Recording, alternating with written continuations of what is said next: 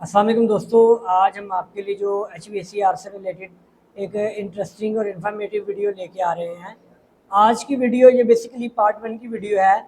इस वीडियो के अंदर हम आपको अल्ट्रासोनिक फ्लो मीटर्स जो होते हैं, अगर आपने किसी जगह पे उसका फ्लो चेक करना है लाइन का, तो उसके लिए बेसिकली आपको कौन से बेसिक स्टेप करना पड़ेंगे, यानी कि किस तरीके से आप किसी भी लाइन के अंदर फ्लो को चेक कर सकते हैं। आपके पास आपको किन चीज़ों का पता होना चाहिए, आपको सेटिंग कौन कौन सी करनी है, ये तमाम चीज़ें हम इस वीडियो में मैं आपको लैपटॉप की स्क्रीन के ऊपर वो तमाम इन्फॉर्मेशन दूंगा। इस वीडियो का जो पार्ट 2 होगा, उस वीडियो के अंदर मैं आपको फिज़िकली एक लाइन के ऊपर फ्लो मीटर लगा के, अल्ट्रासोनिक फ्लो मीटर लगा के वो तमाम इन्फॉर्मेशन आपके साथ शेयर करूंगा। वो पार्ट 2 की वीडियो में वो प्रैक्टिकल बेस्ड होगा, ये थ्योरी बेस्ड है। ये वीडियो पहले बनाने का मकसद ये है ताकि आपको तमाम चीज़ें अच्छे तरीके से समझ आ गई हों। जब हम प्रैक्टिकल वीडियो बनाएं तो आपको बड़े अच्छे तरीके से उसकी समझ आ जाए। अब मैं आपको लैपटॉप की स्क्रीन के ऊपर लेके जाता हूं, जो मैंने बेसिकली 10 स्टेप हैं वो लिखे हुए हैं, वो आप देखेंगे तो आपको बड़ी अच्छी समझ आ जाएगी पार्ट 2 की वीडियो की। तो दोस्तों, ये आपके सामने मैंने लिखा है, पहली स्लाइड के अंदर मैंने लिख दिया है how to check line flow with ultrasonic flow meter. यानी कि किसी भी लाइन के अंदर फ्लो को चेक करने के लिए आपको किन चीज़ों का पता होना चाहिए, ये मैं आपके साथ इंफॉर्मेशन शेयर करता हूं। अब इसकी सेकंड स्लाइड पर देखें, 10 step for flow check with ultrasonic. Basic 10 step हैं, वैसे आप देखेंगे तो इससे ज़्यादा भी हो सकते हैं, लेकिन ये वो चीज़ें हैं जो कि इसके अंदर आपको बहुत ज़रूरी हैं। अगर आपने प्रॉपर एक्यूरेट रीडिंग लेनी है तो ये आपको 10 स्टेप बहुत ज़रूरी हैं। इसमें सबसे पहले फर्स्ट ऑफ ऑल जो मैंने सबसे पहले नंबर पे रखा है, you need to know about flow meter, how to operate flow meter. यानी कि जाहिर सी बात है, अगर आपने अल्ट्रासोनिक फ्लो मीटर से फ्लो चेक करना है तो भाई आपका उसको बेसिक जो यूजेज है वो तो आना चाहिए ना। ये मैंने पहले इसलिए लिख दिया कि थोड़ी बहुत हो ना हो आप उसकी सेटिंग करनी है, उसके अंदर डिफरेंट आपने यानी कि सेटिंग रेंज देनी है, वो आपको पता होनी चाहिए। इससे नेक्स्ट स्टेप जो मैंने सेकंड नंबर पे रखा है, you keep some data with you. अच्छा, जब भी आपने किसी जगह पे फ्लो चेक करने के लिए जाना है तो भैया आपके पास इंफॉर्मेशन होनी चाहिए, जो कि मैं नीचे बताता हूँ। ये नहीं कि वहां पहुंचे तो फिर आप उनसे वो इंफॉर्मेशन ले रहे हो, आप कभी किसी को फ़ोन कर रहे हो, आप कभी किसी को फ़ोन कर रहे हो, वो सारी इन्फॉर्मेशन भी मैं आपके साथ शेयर कर देता हूँ कि वो कौन कौन सी होनी चाहिए।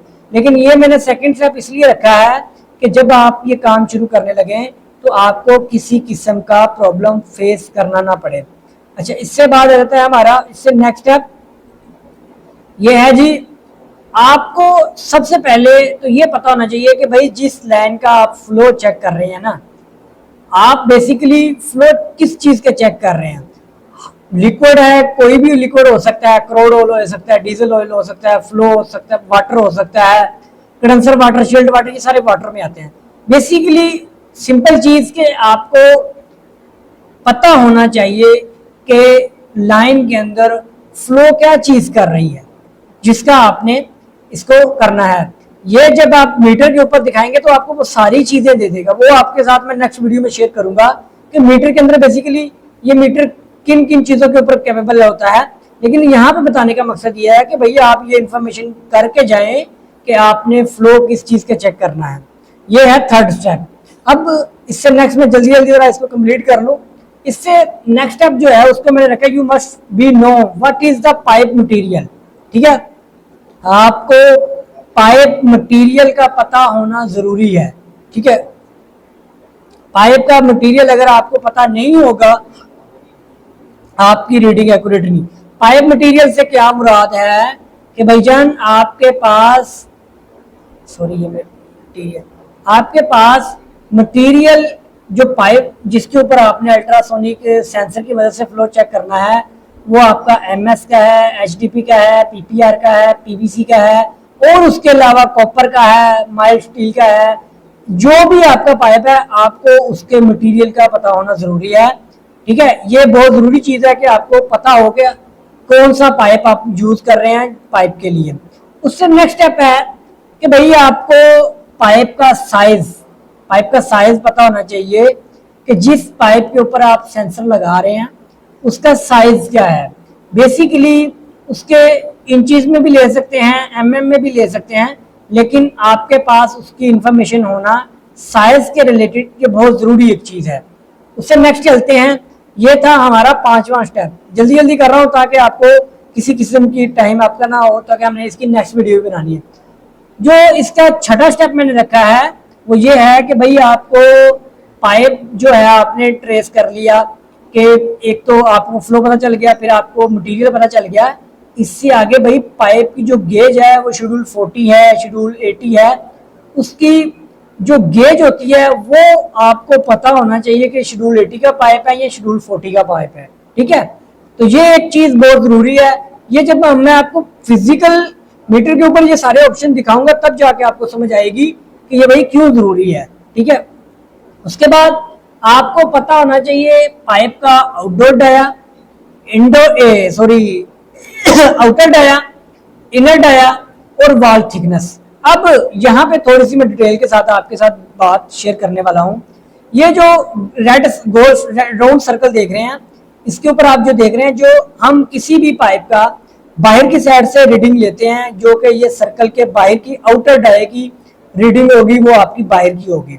अच्छा, जो इनर डाया होगा ना वो भी आपको पता होना चाहिए, लेकिन अगर आप मीटर के ऊपर आप जब करेंगे तो आपके पास कुछ डाटा ऑटोमेटिकली आ जाएगा। फॉर एग्जांपल आप उसके अंदर आउटर डाई की डिटेल देते हैं, उसके बाद उसकी वॉल थिकनेस, यानी कि आप जस्ट उसके अंदर आउटर डाया और ये ऐड कर देंगे कि शेड्यूल 40 का पाइप है या शेड्यूल 80 का पाइप है, क्योंकि आपके मीटर को पता होगा कि इसकी जो वॉल थिकनेस है शेड्यूल 40 की इतनी है, शेड्यूल 40 की वॉल थिकनेस इतनी है और शेड्यूल 80 की वॉल थिकनेस इतनी है। तो वो खुद ही क्या करेगा, जब आपने उसको दो चीजें दी थी, आउटर डाया और वॉल थिकनेस, तो फिर वो क्या करेगा, इन दोनों को वो माइनस करके आपको इनर डाया भी दे देगा और उसके वॉल थिकनेस भी दे देगा। ठीक है, अब वॉल थिकनेस एक चीज कंफ्यूजन का शिकार होती है जो ज्यादातर नए लोग होते हैं। वॉल थिकनेस मैं आपको ये स्क्वायर में बताना चाहता हूँ कि वॉल थिकनेस दोनों साइडों पे माइनस होगी। ये अगर रोड है तो आपको पता है कि जब आप बाहर से आउटर डाया लेते हैं तो आपकी दोनों साइडों पे उसकी थिकनेस होती है। जैसा कि आप इस स्क्वायर में देख रहे हैं, एक वाल ऊपर है और एक वाल डाउन साइड पे है, तो इसका हरगिज ये मतलब नहीं है कि इनकी आप सिंगल साइड लें, सिंगल वाल थिकनेस लें और उसको माइनस कर दें तो आपका इनर डाया आ जाएगा। इनर डाया के लिए आपको डबल, यानी कि फॉर एग्जांपल आपका 10 mm का पाइप है आउटर डाई का, ठीक है, उसमें 2 mm आपकी वाल थिकनेस है, तो भाई आप जब उसको कैलकुलेट करेंगे फॉर द इनर डाई के लिए तो आप उसमें से 4 माइनस करेंगे, यानी कि वाल अप साइड की 2 mm और डाउन साइड की 2 mm, तो कितनी हो गई 4, और आपका इनर डाया होगा 6 mm। तो ये एक सिंपल सी इक्वेशन है। जब आपने, तो आपको इन चीजों के, ये बेसिकली इनके सारे ग्राफ होते हैं, ये आपको ऑनलाइन मिल जाते हैं। अगर आप कहेंगे तो मैं आपके साथ शेयर कर दूंगा वो तमाम डिटेल भी। ये आपको सारी चीजें गूगल से मिल जाती है। इनर डाया, हर पाइप का इनर आउटर डाया mm में भी मिल जाता है, इंचेस में भी मिल जाता है। ठीक है, इससे नेक्स्ट स्टेप पे चलते हैं, नंबर 8 पे। आपको जिस लाइन के ऊपर आपने, ये भी एक समझने की चीज है, जिस लाइन के ऊपर आपने फ्लो मीटर लगाना है उस लाइन के अंदर जो फ्लो चल रहा है उसकी डायरेक्शन आपने चेक करनी है। फॉर एग्जांपल ये मैंने AHU आपके साथ शेयर किया है, इसकी ये डाउन साइड पे जो पिंक कलर का एरो बनाया है ये बेसिकली इनकी लाइन होती है और डाउन साइड से इनकी लाइन होती है। तो इसका डायरेक्शन क्या है, AHU की तरफ पानी जा रहा है। अगर आपने इसके अंदर सेंसर का इस्तेमाल करना है, ठीक है, तो आपने ये फ्लो की डायरेक्शन को लाजमी देखना है। वो क्यों देख, इससे नेक्स्ट स्टेप में मैं आपको बताता हूं। ये आ गया फ्लो की डायरेक्शन जो है ना, फ्लो की डायरेक्शन वो अप स्ट्रीम और डाउन स्ट्रीम। जिस साइड से आपका फ्लो आ रहा होता है वो होती है हमारी अप स्ट्रीम, और अप स्ट्रीम क्या होती है, रेड जो प्रोब है ना, ये रेड प्रोब है, जो रेड जो मीटर के ऊपर रेड प्रोब लगी हुई है, ये बेसिकली हमारी अपस्ट्रीम साइड है, और ये जो ब्लू है ये हमारी डाउन साइड स्ट्रीम साइड है। तो आपने जो, अब फॉर एग्जांपल मैं पिछले स्लाइड पे जाता हूं, तो अगर आपने इसके ऊपर सेंसर लगाना है सप्लाई के ऊपर, तो पहले आप यहाँ पे रेड सर्कल सेंसर लगाएंगे और एरो के AHU की तरफ आप ब्लू सेंसर लगाएंगे। लेकिन अगर आप आउट की लाइन के ऊपर ये चेक कर रहे हैं तो डायरेक्शन आपकी उल्ट हो जाएगी, वापसी की तरफ जा रहा है, तो फिर आपने रेड आपने AHU की तरफ लगाना है और ब्लू आपने, यानी कि अप साइड स्ट्रीम क्या है कि जो आपका फ्लो आपका जिस साइड पे जा रहा है वो हमारी up side stream. I hope आपको अच्छी समझ आ गई होगी, ठीक है, कि यानी कि जो फ्लो जिस साइड पे आपका फ्लो चल रहा है वहां पे जो इन की साइड है ना, फ्लो की इन की साइड आपने सेंसर 2 लगाने हैं, तो जो सेंसर पे पहले टच करेगा ना फ्लो वो आपका रेड होगा और जो आउट होगा वो आपका ब्लू होगा, यानी कि जो रेड होगा वो अप होगा और जो ब्लू होगा वो डाउन होगा, ठीक है।